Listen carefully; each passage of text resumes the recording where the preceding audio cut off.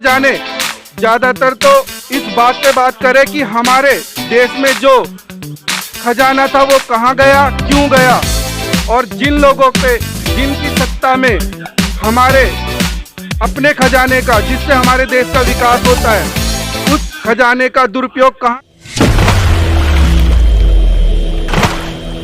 Main मुख्य कारण आज हम सबका जंतर मंतर पर इकट्ठा होने का है वो यह है, मेन उद्देश्य कि आज जो अत्याचार हमारे वो लोग सह रहे हैं जिन्होंने अपना बलिदान देकर इस देश को आज़ादी दिलाई और एक खुशहाल जीवन जीने का सपना देखा कि हमारा हर एक राज्य का रहने वाला भारतवासी हमेशा खुशहाल और अपनी आज़ादी से अपना जीवन जिए। पर आज के समय में हर किसी भी डिपार्टमेंट को ले लो या कोई सरकारी व्यवस्था हो, उसमें कोई भी ट्रांसपेरेंसी नहीं है। हर किसी में कुछ नया देखने को मिलता है और बहुत जल्दी से किसी भी चीज़ में कोई समय नहीं लेना चाहता है और बहुत जल्दी से उस चीज़ को ख़त्म कर देना चाहता है। और जब जल्दबाजी हम किसी चीज़ में करते हैं ना, तो उससे क्या होता है, हमेशा नुकसान होता है। और पेशेंस एक ऐसी चीज़ है जिससे हमें यह पता चलता है कि हो क्या रहा है। एक्चुअल हम जो समय लेते हैं उस समय में हम ये जज करते हैं कि ये गलत है या सही है। अगर हम समय नहीं लेंगे तो हम यह नहीं समझ सकते। एकदम से जवाब देना किसी बात का, हर कोई एक अलग सी जल्दबाजी में है, ऐसा नहीं होना चाहिए।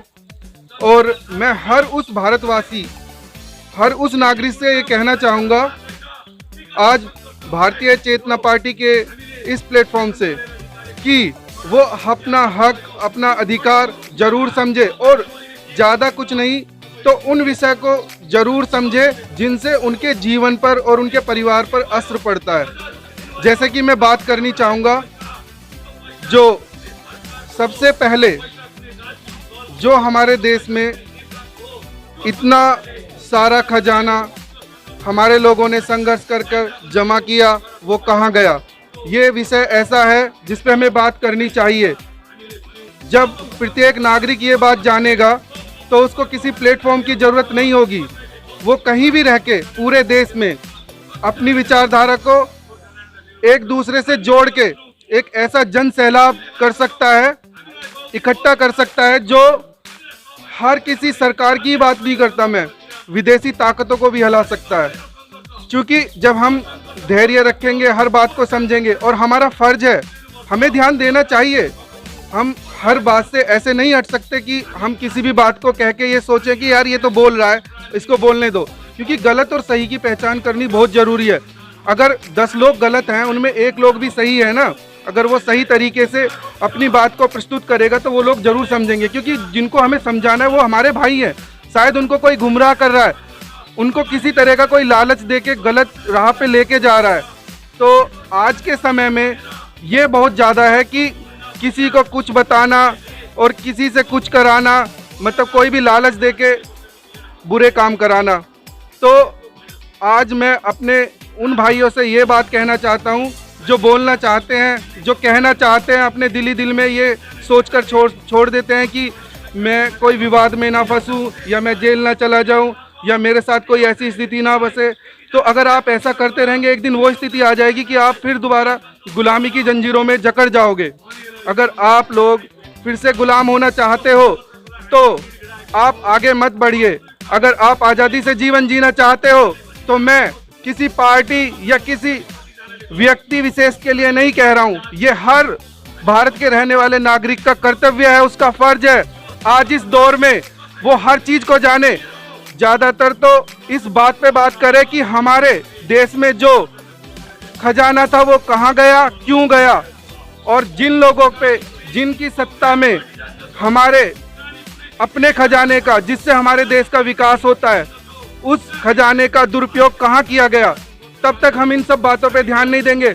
मैं चाहता हूं कि हर नागरिक इस बात पर विशेष ध्यान दे और इस बात की मांग करे, किसी भी माध्यम से, किसी प्लेटफॉर्म से, कहीं से भी ये बात जानने की कोशिश करे कि जो फंड आता है वो राज्य सरकार राज्य को देती है, तो राज्य सरकार उसका कहाँ पे उपयोग करती है। उसके लिए एक प्रॉपर, एक ऐसी एक ऐसी किताब या ऐसी कॉपी होनी चाहिए जिसमें ये हर कोई पढ़ सके कि इन्होंने इस पैसे का यूज यहाँ पे किया।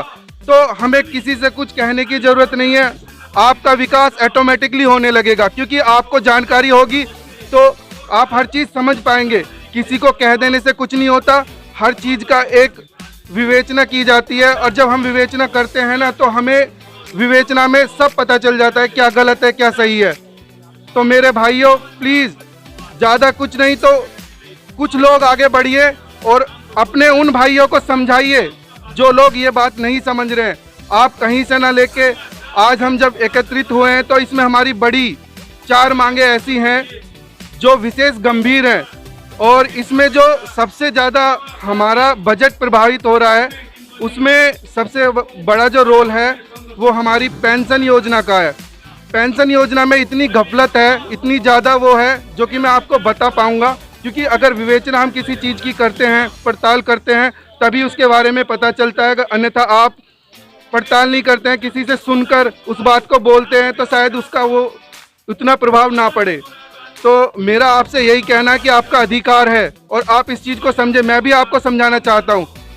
कहा जाता है कि पहले जो हमारा सरकारी डिपार्टमेंट होते थे उनमें 60 वर्ष के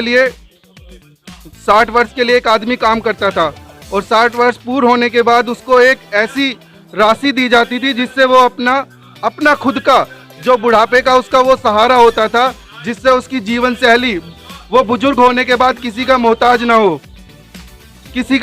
ना हो, इसलिए उसको वो राशि दी जाती थी जो समय समय पे उसको मिलती रहती थी। तो वो किसी के आगे झुकता नहीं था, अपना जीवन जी लेता था। आज वो सारी चीज़ें छीनती जा रही हैं, आप चुप बैठे हैं, आप पूछते ही नहीं ऐसा क्यों हो रहा है। और आप वहीं पे अगर बड़े लोगों की बात की जाए, अब बड़े लोगों की बात, बड़ा हर कोई है, घर में बड़ा भाई भी होता है। बड़े लोग से मतलब ये नहीं होता कि कोई अमीर हो गया तो वो बड़ा हो गया। अमीर होने से कोई कभी बड़ा नहीं होता। बड़ा अपने कर्मों से और अपनी बातों से और समाज से बड़ा होता है। समाज जिसे बड़ा कहेगा वो बड़ा है, और समाज जिसे छोटा कहेगा वो छोटा है। और कभी भी किसी बड़े आदमी को देख के अपने अंदर ये ना सोचे कि ये बड़ा है। पैसे से कभी कोई बड़ा नहीं होता। आज तक किसी भी पैसे वाले को मुझे बता दो कि वो बड़ा है। आपके गरीब से गरीब, आप जिनका आज जन्मदिवस मना रहे हैं, जिनकी जयंती मना रहे हैं, वो भी एक बहुत गरीब और एक बड़े सभ्य व्यक्ति थे, लेकिन उनका नाम आज भी आप किताबों में पढ़ लेते हैं। कोई बिजनेसमैन सिर्फ कुछ पल के लिए आपको खुशी देता है, शायद उसकी टेंशन वो ही जानता है, लेकिन वो सुकून की नींद भी सोते थे तो संघर्ष किया आज़ादी के लिए और उन्होंने जीत हासिल की। अगर आज आप फिर सोते रहेंगे और आज भी नहीं जागे तो फिर अगर उसी गुलामी का सामना आपको करना है तो आप अपने घरों में बैठे रहिए। देखिए, किसी पार्टी को मत सोचिए, आपका कर्तव्य बनता है जहाँ से भी आपको जो भी सपोर्ट मिले, कहीं से भी जुड़ के उस बात को जानने की कोशिश करें। और जितना भी खर्च सरकार जो आज बजट में इतनी डेवलपमेंट नहीं दे पाती है, उसका मेन मुख्य कारण ये भी है जो मिसयूज होता है पैसे का। वो कोई उसको पूछने वाला नहीं है कि आप ऐसे मिसयूज क्यों कर रहे हैं, क्योंकि पेंशन एक ऐसी विशेष राशि है जो बहुत इम्पोर्टेंट है हमारे सम्मानित बुजुर्ग लोगों के लिए, हमारी उन असहाय महिलाओं के लिए। एक पेंशन ऐसी राशि है जो उनके जीवन में खुशियों के रंग भर देती है। और अगर आप वो सारी चीज़ें ख़त्म करना चाहते तो आप सवाल मत करिए। अगर आप सवाल करना चाहते हैं तो आप आगे बढ़िए और ये सोच लीजिए कि देखिए, कहा जाता है कि अकेला व्यक्ति या अकेला इंसान कुछ कर नहीं सकता, ऐसा नहीं है। पहले एक से ही शुरुआत होती है और जब आप एक होंगे ना तभी आप अनेक भी हो जाओगे। और मैं आपसे विश्वास दिलाता हूँ, आप एक बार इस रास्ते पे चल के तो देखिए, आपको किसी पे कोई आरोप लगाने की ज़रूरत नहीं होगी, आपको किसी से लड़ने की ज़रूरत नहीं होगी। आप अपने घर से रह के और बस अपनी बातों को, आज तो इतने सारे माध्यम है आपके पास, इंस्टाग्राम, फेसबुक, एनीथिंग एल्स, और भी कितना कुछ है आपके पास। आप अपनी बात कहीं भी कह सकते हैं, समझा सकते हैं लोगों तक। आज मैं अपने दिल की बात इसलिए कह पा रहा हूँ क्योंकि मैं किसी पार्टी या किसी विशेष आदमी के लिए नहीं आया हूँ, मैं अपने समाज और अपने कल्याण के लिए आया हूँ। मैं ये चाहता हूँ कि मेरा समाज वापस फिर वही सोने की चिड़िया कहलाए और लोगों में आपस में प्रेम हो और कभी भी पैसे को लेके, दौलत को लेके ऐसी बातें सामने ना आए जो आजकल हो रही हैं। कहीं भी देख लीजिए, कानून व्यवस्था भी देख लीजिए, हर चीज़ देख लीजिए, हर जगह कुछ ना कुछ ऐसा होता है जिसमें कि कोई ना कोई जिम्मेवार है। उस जिम्मेवार व्यक्ति को जरूर पकड़िए। जिसकी जिम्मेवारी बनती है वो अपनी ड्यूटी सही से नहीं कर रहा है, उससे पूछने का आपको अधिकार है, क्योंकि आपके पैसे से, आपका जो टैक्स आप पे करते हैं उससे उसको वो आज़ादी मिलती है जिसको वो ऐश में उड़ाता है, वो अपनी जिम्मेवारी नहीं समझता है। जिस दिन उस पैसे का आप कैलकुलेशन करने लगेंगे, मैं आपको विश्वास दिलाता हूँ सब कुछ अपने आप स्थिर हो जाएगा और सब कुछ बराबर हो जाएगा। तो बिल्कुल किसी से डरने की ज़रूरत नहीं है। तब तक आप डरते रहेंगे। मैं भी यही सोचता था कि किस माध्यम से मैं अपनी बात अपने लोगों तक पहुँचाऊँ। सोचते सोचते मुझे काफ़ी समय लगा। मैं सोचता रहा कि नहीं, आजकल, लेकिन मैं उस चीज़ से ऊब चुका था। मैंने अपने आप से सोचा कि नहीं, मेरा फ़र्ज बनता है और मुझे आगे आके कहना पड़ेगा। मेरे अपने उन भाइयों को समझाना पड़ेगा जो आज किसी भी बात में, किसी भी पैसे के लिए अपनी जिम्मेवारी से हट जाते हैं। वो पैसा थोड़े दिन के लिए, या वो पैसा बहुत ऐसी खुशियाँ आपको नहीं देगा जो वास्तव में आप डिजर्व करते हैं। तो मेरा कहना आप सबसे यही है कि ज़रूर पूछें, और सवाल पूछने का आपका अधिकार है। जिस दिन आप इस बात को निश्चय कर लेंगे ना, हर व्यक्ति, मेरे भारतवासी, हर व्यक्ति इस बात को समझ जाएगा ना कि उसकी जिम्मेवारियां पूछने के लिए कि आपने हमारा पैसा कहां खर्च किया, तो आपको पेंशन भी बहाल हो जाएगी, आपकी सारी प्रॉब्लम सॉर्ट आउट हो जाएगी। ये मैं आपसे दावा करता हूं। कोई भी आपको बेवकूफ़ नहीं बना सकता। अगर आप बेवकूफ़ बनना चाहते हैं तो आप बन सकते हैं, लेकिन मैं आपसे यही कहूँगा कि किसी की बातों में आकर किसी भी पैसे के लिए ऐसा काम ना करें जिससे आपके देश को, आपके परिवार को, आपके समाज को नज़र झुकानी पड़े। मेरा कहना यही है कि कम से कम अब हमारा देश उस स्थिति में आ चुका है जहां हर जन को बोलने की ज़रूरत है। महिला का बराबर अधिकार है। महिला को हर चीज़ में लिया जाता है, लेकिन उनको उन चीज़ों में भी लिया जाए जो वास्तविकता एक देश को चलाने में भागीदारी होती है। मेरा सभी से अनुरोध है, कृपया अपनी दिल की बात को कहना सीखें, और जहां भी कह सकते हैं, इंस्टाग्राम, फेसबुक, एनीथिंग, जो भी आपके पास माध्यम है, उससे अपनी बात कहिए। अगर आप अपनी बात कहेंगे, लोगों तक जाएगी। अगर वो बात सही होगी ना, तो उसका आपको फल जरूर मिलेगा। और सब लोग मिलके ये आज संकल्प करो, हमारी पार्टी से आए हुए जितने भी लोग हैं, बस सिर्फ इसी विश्वास को लेके आए हैं। वरना हम भी घर में सोच सकते थे कि नहीं, हमारे क्या ज़रूरत है भी हम वहाँ पर जाकर कोई प्रदर्शन करें या लोगों को, क्योंकि हम भली भांति उस चीज़ को समझ रहे हैं ना। तो आप भी उस पैन को लेके देखें, आपको रियल में वो चीज़ नज़र आएगी। आप किसी पे आरोप मत लगाइए, किसी को कुछ मत बोलिए, बस इतना ध्यान में रखिए, पूछिए। सवाल आप कहीं किसी भी माध्यम से करिए, फेसबुक, इंस्टा, कहीं से भी आपका पूरा अधिकार है। आपको किसी मंच की ज़रूरत नहीं है, लेकिन फिर भी एक मंच हमने साझा किया है, एक रास्ता बनाया, मंच कह लीजिए या रास्ता कह लीजिए। यहाँ आके आप अपनी पीड़ा हमसे मिलकर बांट सकते हैं। कहते हैं ना कि किसी का अगर बड़ा दुख है, अगर उसके पास जाके उससे दो बात कर ली जाए तो उसका दुख वाकई कम हो जाता है। और आप तो जानते हैं, कहीं भी हम कहीं गमी में जाते हैं या कहीं पे कोई किसी की मृत्यु हो जाए, वहाँ पे इतने सारे लोग इकट्ठा होते हैं। वो किस लिए होते हैं? ताकि उनके दर्द को हम कम कर सकें, है ना। वहाँ पे कोई मौजदारी या मजे लेने नहीं जाता है कोई, वहाँ पे इसलिए जाता है। लेकिन वहाँ भी आजकल ऐसा होने लगा है, जो मैं अपना देखा हुआ आपको बता पा रहा हूँ। मैंने कुछ ऐसे समाज भी देखे हैं जहाँ हम मृत्यु में जाते हैं। उन लोगों की, मैं उस समाज को नहीं कुछ कह रहा हूँ, मैं उन लोगों की अनरिस्पॉन्सिबिलिटी को बोल रहा हूँ जो अपनी जिम्मेवारी को बिल्कुल नहीं समझते हैं कि हम कहाँ आए हुए हैं, हम कहाँ भूलते जा रहे हैं सब कुछ कि हम कहाँ आए हुए हैं। मृत्यु में आना, पूजा में जाना, इसका सबका अलग अलग महत्व है। तो क्यों नहीं उन चीज़ों को आप समझते हैं?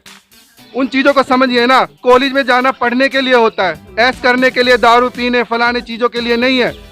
आप उन चीज़ों को समझिए ना। आप अपने बच्चों से सवाल करिए, 10 हो सकते हैं घर में बिगड़े हुए, 5 लोग तो अच्छे होंगे, वो 5 लोग उनको समझाएं। अपने परिवार को जब आप सीमित कर लेंगे ना, तो कोई ऐसा परिवार देश में नहीं होगा जो गलत लोगों की संगत होगी और गलत लोगों को बढ़ावा देगा। जब आप खुद अपनी जिम्मेवारी, देखिए जिम्मेवारी सबसे बड़ी चीज़ होती है। कहीं भी चले जाइए आप, जब तक आप अपनी जिम्मेवारी नहीं निभाते हैं तब तक आप भटकते रहते हैं। और मेरा कहना यही है, अपनी बात कहना सीखें, सुनना सीखें और सारी चीज़ों को अपने सामने होते हुए देखें और उनको समझकर उस पर निष्कर्ष निकाल के अपनी बात को कहें लोगों तक। और मैं सभी लोगों को अपने माध्यम से ये कहना चाहता हूँ कि मेरी बात को प्लीज़ सुनकर भुलाएं ना, कुछ दिन तक तो याद यूं रखें, ताकि देखिए इससे आगे बढ़ के आपको एक ऐसा नया सवेरा मिलेगा ना कि आप सब मुझे याद करेंगे कि हाँ कोई भैया हमारे ऐसे बोल रहे थे। तो अगर हमारी बात सही है तो प्लीज़ उसको मेरे साथ मिलकर आगे बढ़े। और प्लेटफॉर्म की अगर ज़रूरत है तो वो आपके सामने है। भारतीय चेतना पार्टी के माध्यम से मैं उन सब भाई लोगों का स्वागत करता हूं जो भटक रहे हैं किसी प्लेटफॉर्म के लिए। आप किसी भी माध्यम से, मैं नहीं कहता कि भारतीय चेतना पार्टी ऐसा ही मंच है, मैं इसलिए कह पा रहा हूं क्योंकि ये मंच हमारा चुना हुआ है। यहाँ पे कोई दिखावा नहीं है, यहाँ पे कोई पर्सनालिटी, यहाँ पे कोई ऐसी चीज़ नहीं है जो बाहरी दिखावा हो। यहाँ आपको सब जमीन से जुड़े लोग मिलेंगे, किसान मिलेंगे, भाई अपने ऐसे लोग मिलेंगे जो वाकई दूर दूर जाकर अपनी कैसे भी फाइनेंशियल स्थिति में हो लेकिन अपने समाज कल्याण के लिए मेहनत करते हैं। और ये सब चीज़ें देखनी है तो प्लीज़ हमारे साथ आइए, जुड़िए और कहीं से भी बस अपने समाज को आगे बढ़ाने की बातों को आगे बढ़ाइए। और इसी के साथ मैं आप सब लोगों को आज के दिन की बहुत बहुत बधाई देता हूँ और अपनी वाणी को विराम दूंगा कि आगे चल के आप सब लोग खूब तरक्की करें, हमारा देश फिर से सोने की चिड़िया कहलाए। तो आप सब अगर चाहते हैं तो प्लीज़ हमारे साथ आइए, कहीं से भी आइए, किसी भी माध्यम से जुड़िए, किसी भी प्लेटफॉर्म से जुड़िए। मैं सबका स्वागत करता हूं और अपनी वाणी को विराम देता हूं। एक बार सब भाई मिलकर बोलेंगे, डॉक्टर राजेंद्र प्रसाद अमर रहे, भारतीय चेतना पार्टी जिंदाबाद, भारतीय चेतना पार्टी जिंदाबाद।